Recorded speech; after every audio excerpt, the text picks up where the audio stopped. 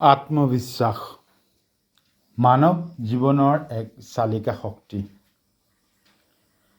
অৰ্থাৎ আত্মবিশ্বাসেই হ'ল আমাৰ ইচ্ছা শক্তি আৰু এই ইচ্ছা শক্তিয়ে হ'ল এক চমৎকাৰী শক্তি। আত্মবিশ্বাস অৰ্থাৎ নিজৰ ওপৰত নিজৰ বিশ্বাস। কেতিয়াও নিজৰ ওপৰত সন্দেহ ভাৱ নাৰাখিব বা সন্দেহ নানিব। ষ্টিভ জবছ এজন ইউনিভাৰ্চিটি ড্ৰপ আউট আছিলে। তেওঁ নিজৰ আত্মবিশ্বাস বা নিজৰ ওপৰত বিশ্বাসৰ বাবে প্ৰযুক্তি বিজ্ঞানৰ এজন নৱজাগৰণ আনোতা। নিজৰ ওপৰত বিশ্বাসৰ বাবে দক্ষিণ ভাৰতৰ ভিতৰুৱা গাঁৱৰ এটা দুখীয়া পৰিয়ালৰ সৰু ল'ৰা মহাকাশ বা মিছাইল বিজ্ঞানী আব্দুল কালাম হৈ গৈছিল। নিজৰ ওপৰত বিশ্বাসৰ বাবে এজন সাধাৰণ ৰেলৰ কৰ্মচাৰী মহেন্দ্ৰ সিং ধোনী হৈছিল। কেৱল নিজৰ ওপৰত বিশ্বাস ৰখাৰ বাবে প্ৰাথমিক বিদ্যালয়ৰ সামান্য শিক্ষক এগৰাকী মাদাৰ টেৰেছা হৈছিল। আত্মবিশ্বাসৰ বাবে এজন college drop out Bill Gates হৈছিল। আত্মবিশ্বাসৰ বাবে এজন ৰাজহুৱা বাছৰ পৰিচালক অৰ্থাৎ বাছৰ কণ্ডাক্টৰ ৰজনীকান্ত হৈছিল।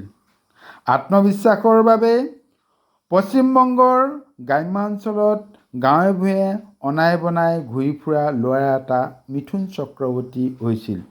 আত্মবিশ্বাসৰ বাবে এজন চাহ বেপাৰী দেশৰ প্ৰধানমন্ত্ৰী হৈ আছে। প্ৰত্যেক ব্যক্তিৰ ভিতৰত সেই শক্তি, সেই সামৰ্থ্য আৰু প্ৰতিভা লুকাই আছে, কিন্তু শুই আছে। আমাৰ কাম তাক জগোৱা আৰু সঠিক কামত লগোৱা। এই অন্তৰ্নিহিত প্ৰতিভা কাৰ কি ৰূপত আছে তাক কিন্তু নিজৰ বিবেক প্ৰয়োগ কৰিহে চিনাক্তকৰণ কৰিব লাগিব আৰু কামত লগাব লাগিব।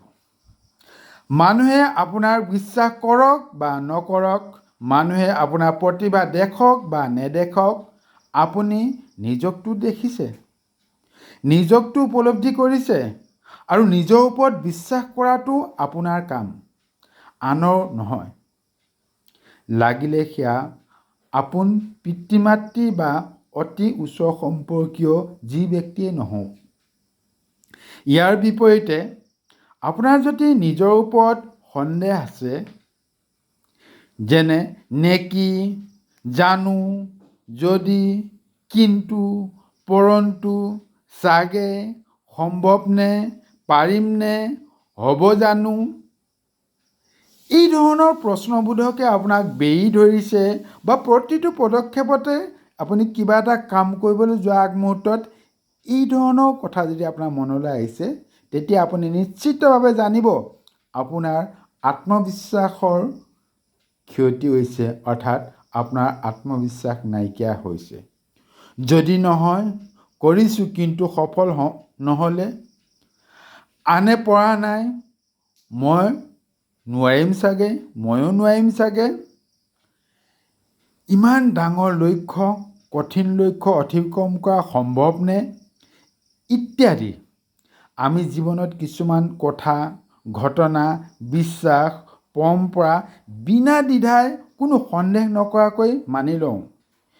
কিন্তু এই সৃষ্টিৰ বা এই জগতৰ আটাইতকৈ মূল্যৱান সৃষ্টি মানৱ জীৱন, যি আপুনি নিজেই, আপুনি যাৰ অধিকাৰী, অথচ তাৰ ওপৰত বিশ্বাসতকৈও বেছি সন্দেহ থাকে। নেদেখা সৃষ্টিকৰ্তা, ভগৱান, গ্ৰহ, নক্ষত্ৰ, পৰম্পৰাগত বিশ্বাস, তাবিজ, মাদুলি, ৰছী ইত্যাদি, যিখিনি কথাৰ ওপৰত কোনো ভিত্তি নথকাকৈ, বাস্তৱ সত্য নথকাকৈ বা নেদেখাকৈ আমি বিনা দ্বিধাই বিশ্বাস কৰোঁ বা কৰি লৈছোঁ, কৰি আহিছে, কৰিছোঁ। কোনো কথা নাই, কৰক, বিশ্বাস কৰিছে কৰক। কিন্তু বাস্তৱ শাশ্বত নিজৰ মন, বিবেক, শক্তি, সামৰ্থ্য, প্ৰতিভা, আগ্ৰহ, অভিৰুচি, ইচ্ছা, মনোভাৱ ইত্যাদিৰ ওপৰত যদি সন্দেহ কৰে, তেতিয়া এইখিনিতো আপোনাৰ নিজস্ব নাই, আপোনাৰ লগত থকা বস্তু। কিবা যদি শক্তি আছে যিয়ে আপোনাক ভৱিষ্যত গঢ় দিব পাৰে, সেয়া বাহিৰত ক'তো নাই, সেয়া কেৱল আপোনাৰ ভিতৰতে আছে, মোৰ ভিতৰত আছে, প্ৰত্যেকজন ব্যক্তিৰ ভিতৰতে আছে। আমাৰ কাম কেৱল তাক চিনি পাব লাগিব। সেয়াই হ'ল নিজৰ ওপৰত নিজৰ বিশ্বাস বা আত্মবিশ্বাস। আত্মবিশ্বাসৰ বলত ব্যক্তিয়ে যিকোনো সময়তে নিজৰ জীৱনৰ গতিপথ সলনি কৰিব পাৰে।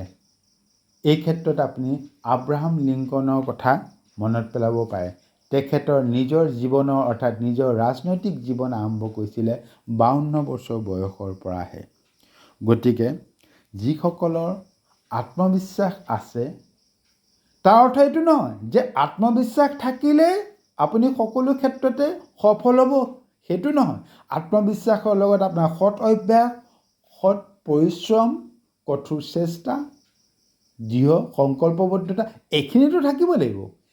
কিন্তু এটা কথা মনত ৰাখিব, আত্মবিশ্বাস থাকিলে জীৱনটো সফল কৰি তোলা যিমান সহজ, কিন্তু আত্মবিশ্বাস নাথাকিলে কিন্তু জীৱন একেবাৰে ধ্বংস হোৱাটো প্ৰায় নিশ্চিত। গতিকে অৰ্থাৎ ইয়াত কোৱা হৈছে, যদি আপুনি ধনাত্মকভাৱে ভাবিছে, তেতিয়াহ'লে আপুনি ছাকচেছ হোৱাৰ গেৰাণ্টি নিদিলেও আপুনি ফেইলাৰ নহয়। কিন্তু আপুনি যদি ঋণাত্মক ভাবিছে, আপুনি ছাকচেছটো নহয়, কিন্তু ফেইলাৰ হোৱাৰ গেৰাণ্টি আছে। পুনৰ এবাৰ সকলোকে ধন্যবাদ জনাইছোঁ। সকলো মংগলে থাকক, কুশলে থাকক।